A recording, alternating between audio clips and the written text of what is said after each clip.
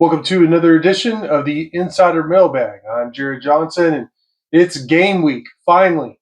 And man, it feels like on one hand this offseason has just been in a blink, and then on the other hand, because of such all the anticipation, all the excitement, I feel like man, it's taken forever for game week to be here, but here we are. Really hours away from kickoff at this point, and man, that is really exciting. So we have a lot of really good questions surrounding the team, surrounding kicking off the season, and all that from inside the Red Raider subscribers. So let's dive right into the first question. Comes from BJ's My Hero, who says, "What side of the ball has more pressure this season? Both new coordinators and a lot of new playmakers, but who do you think feels it more this season, and especially game one?" Well, game one, I don't know.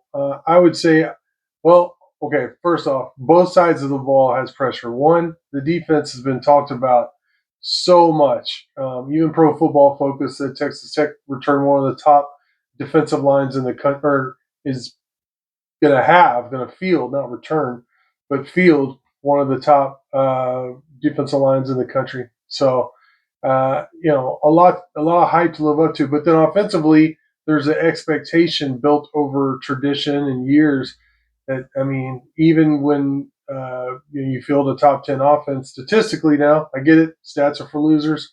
But even when you have a lot of success here at Texas Tech offensively, you could still be heavily criticized.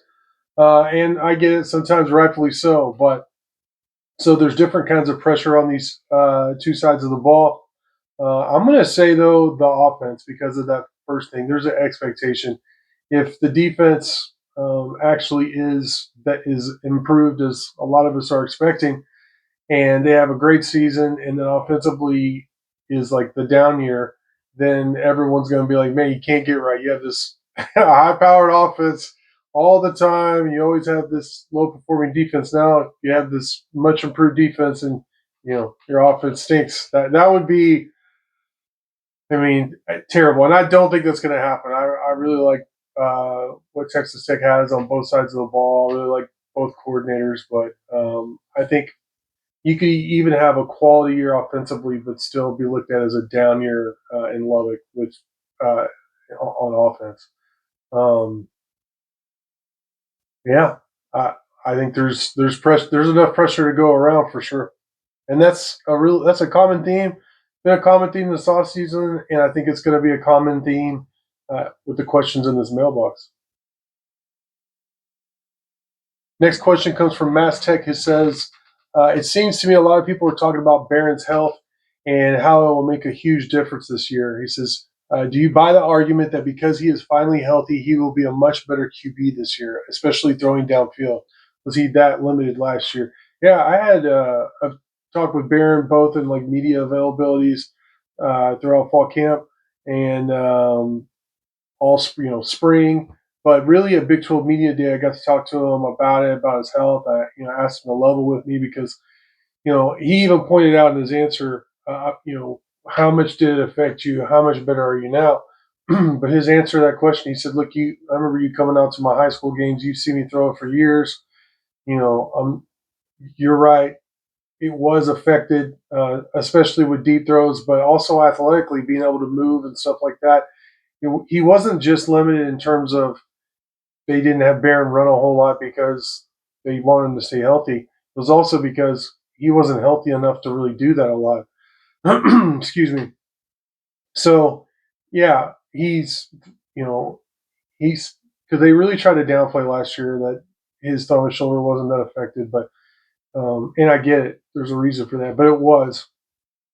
And he said, Coy Aiken told me right before the beginning of fall camp. He's said he's known Barron since they were in second grade or something like that, seventh grade, and uh, that he's never seen Barron throw it better than he is right now. So that's a great sign, and I do think it'll make a difference. Now, I think Barron's been a pretty good quarterback. He was highly efficient last year too, uh, but in terms of uh, deep throws, explosive plays, zip on the ball, how quick his release was in terms of how quick the ball gets to his intended target. All that has returned. I've seen it in fall camp, and it's good to see. I don't know if he's 100%, healthy, or if he's ever going to be all the way 100%. But yeah, he definitely looks better. I do think it'll make the possibilities of what Tech can run, what he's able to do, are there, and that they weren't all there last year and some the season before. To be honest. Mhm. All right, Point Man One has an over under a series of stats, and he wants my over under. All right, passing yards total 425. This is for the Texas Tech season opener against Arkansas Pine Bluff. Yeah, I'm going to say over. 425. That's a lot though. But for three quarterbacks, yeah. You know what? I'm going to say just under. Actually, I'm going to say just under on that one. That's a good number. Rushing yards total 190. I'm going to say over. They rush for over 200. Sacks 5. I'm going to say over. I think this team is going to get after the quarterback this year. I really do. Total yards are allowed 220. That's a good number too. You're good at this. You should do this for Vegas. Let's see. I'm going to say under. Tech QBs that attempt to pass 2 over. I think, of course, Barron. I think Will Hammond and Mitch Griffiths all attempt at least one pass. All right, tortillas on the field penalties 1. I'm going to push. That's a good number. I'm going with 1 a game for Texas Tech. That was a good session. I've missed those. Panther Cat wants to know how many quarters does Morton play, and do we only play 2 quarterbacks? I think Barron will play the whole first half, 1 series in the second half, and then turn it over to Will, who will play a quarter, and then Mitch Griffiths will play, the rest of the fourth quarter. That's what I think. And so, yeah, that answers 2 and change for Morton and 3 quarterbacks. OBX Raider wants to know how has Hammond looked this fall, and do I think he's ready to give Tech quality time when he's in? Yeah, he's looked really good. It's interesting to hear some of the ways the coaches have described Will Hammond as a serious perfectionist, and I think that's a good description. He's pretty tough on himself. He expects things to run smoothly. Definitely needs to look at the what's next thing moniker saying that Texas Tech has. But I think, he's been throwing it very well. He has a live arm. He clearly has command of the offense. I definitely think Will Hammond would do some very good things if for whatever reason he's forced into action this season. Elder Texan 79 says, by the end of the season, will the defense or offense have a better rating statistically? The offense will. I think both have an opportunity to be top 25. I really do. But I think the offense, you look at it, Texas Tech generally is top 10, top 5. And a bad year is like top 20. You're only top 20 offense in the country. So Tech has returning veterans and improved offensive line. I like Mac Leffitz as an offense coordinator. So I think while the defense is going to show the most improvement, I think it's going to be the talk of Red Raider Nation in terms of what's most impressive. I think offense still will be statistically rated higher than the defense.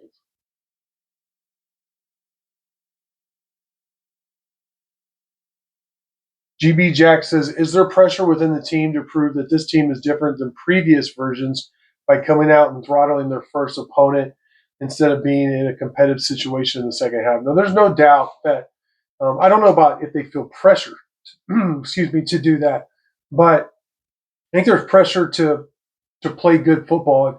Texas Tech should be way more talented than Arkansas Pine Bluff, just to be honest.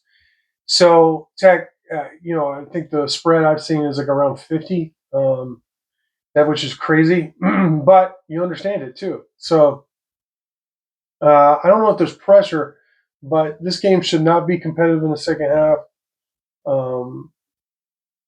This team knows that, and if it is, yeah, it's things are going to get dramatic in Lubbock really, really quick. So I think the expectation is that Texas Tech runs away with it. Um, Everyone knows that's what they're they have a job to do. They have competition, knowing if they don't get the job done, there's guys behind them that will play. So there's really no excuse for this to be a close game. So from that standpoint, I guess there's pressure, but they just need to go out and do it and play like their brand of football. So I think they will. I think this team's. I don't think it's going to be like Abilene Christian last year. But you know what? Crazier things have happened. We'll see what happens, and then we'll be back next week to talk about it. It would make for an interesting mailbag, that's for sure, next week. But man, great questions from everyone. I really appreciate it. Thank you all for watching, and until next time.